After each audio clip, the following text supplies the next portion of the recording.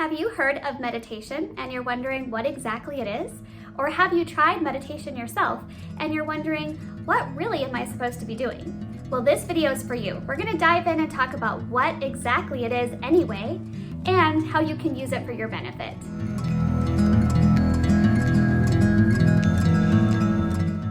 Hey there, I'm Amy from the Mahayana Mama. In today's video, we're gonna discuss meditation. What is it anyway? And what are some of the myths that we can dispel when it comes to using meditation in our lives? Before we dive into what meditation is, we have to talk about what meditation works with. And what it works with is the mind. So what is the mind? This is a huge question that we could go into at length, so that's for another time. But essentially, in Buddhism, they talk a lot about the mind and how the mind is essentially awareness, is consciousness, and it's a non-physical energy that exists outside of our bodies. The mind, though, is incredibly powerful, and it basically creates our whole experience. It creates our reactions and our habits and how we see ourselves and how we see the world. So it's incredibly important that we understand our minds and what's happening up there, and also train it. So just like you take care of your body, you take care of your home, you take care of your family, the mind should be on that list of things that you take care of. And a way that we do that, a very powerful way we do that, is through meditation. So meditation in Buddhist texts is referred to as bhavana, which literally translates to, and the best translation we can get to English, is to cultivate or familiarize. So essentially in meditation, we are learning about our minds, what is happening up there, and then we want to cultivate an understanding of ourselves so that we can start to make intentional choices that are going to bring the greatest benefit to ourselves and those around us. The only way that we can get further down the path to this happiness that we're all trying to get toward is we have to understand ourselves, we have to understand our minds, and meditation can do that for us. Now, meditation has existed for thousands of years, and meditation is not just a Buddhist concept. You can find it in varying religions. The oldest recorded use of meditation is back in India in the Hindu tradition. So you see it in Hinduism and Buddhism. You can also see it in Catholicism and Christianity. You can also see it in Confucianism. So it's one of those tools that a lot of spiritual leaders have learned about over the years and learned about its power. Now, meditation doesn't necessarily have to be a religious or a spiritual thing. You can make it a secular practice so that it can be useful to you regardless of your religious beliefs, and it's also suitable for adults and children alike. So it's incredibly versatile, incredibly powerful. In Buddhism, there are two main types of meditation. The first type is called stabilizing meditation, also known as shamatha. And this is a mindfulness practice. Again, mindfulness is another one of those words that I'll have to go to in depth in another video. But just understand that in shamatha, we're working to bring stability, sort of a balance to the mind. There's all this busyness going on. In Buddhism, we talk about the monkey mind, how we're just going from one thing to another thing, this constant flow, and we're just kind of inundated with thoughts. So shamatha practice, this mindfulness practice, we help train the mind to focus on one single point of concentration, and we just watch the thoughts go by.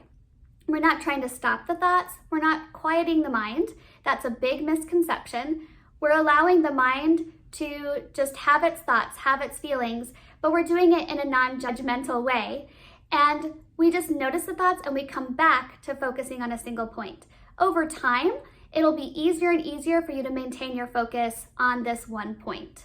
The second type of meditation is called analytical meditation, or also known as vipassana or vipassana, or insight meditation.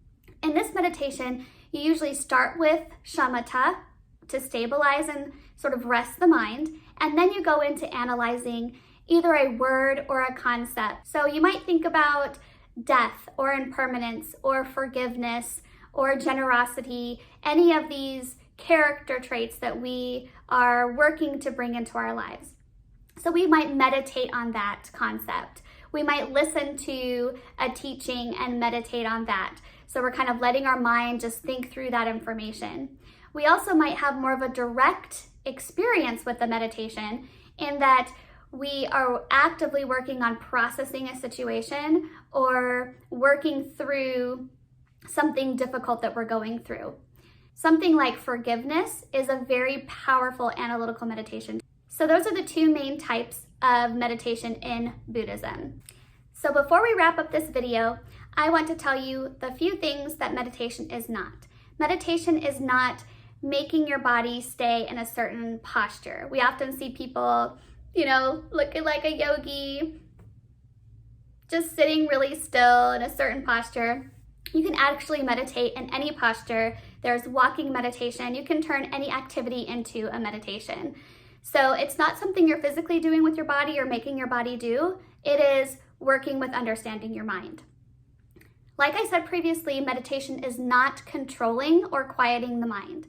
It is all about understanding the mind, watching the mind, and learning how to train the mind to be focused and have concentration and provide more space so that you can make intentional, thoughtful choices in your life.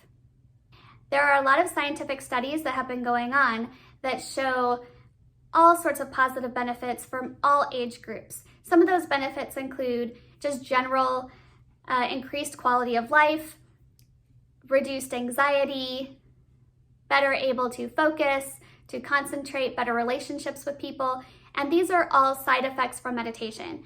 Meditation is not itself going to do those things for you. It's not going to fix any of your problems that you have in your life. What it does is it helps you understand yourself. It's like a window inside. So then you can start to understand what your habits are, what your behaviors are, and you can decide then what to change. The way you can do meditation is you can do it guided or non-guided. So I personally like to do both. Sometimes I want to do my own meditation and I find guided meditations distracting. And then other times I really need a little bit more support because I just feel like I don't know what I'm doing, right? I'm sitting there and I'm like, I'm all over the place. I need a little bit more grounding here. So I'm gonna link below some really great resources. If you're a beginner, I think it's really helpful to start with something guided just to kind of get you into the flow. So you start to know kind of the routine of what you're doing. It's like an exercise. And then once you get comfortable with that, you can try it on your own and you can adjust it as you need. So I hope this video has been helpful for you. As a little thank you, because I really hope that you use meditation in your life, I have a little gift for you. You ready? Baby! Baby says meditate. Meditate. Have a great day. See you next time.